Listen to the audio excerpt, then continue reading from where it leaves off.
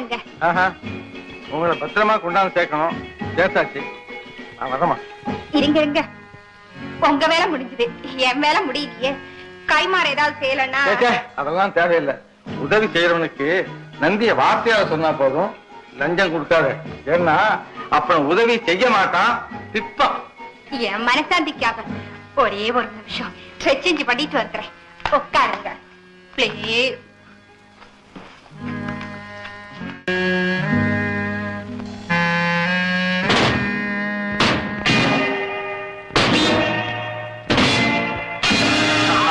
பயந்துட்டியா? நான் ஏழதான், ஆனா கோழை இல்லை.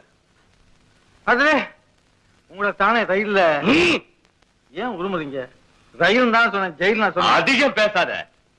அர்த்தத்தோட பேசினாலே உங்களுக்கு பிடிக்காத போட்டிருக்கு. ஆமா, நீ யாரு? யமன். என் வழியில குறுக்கிடுறவன்.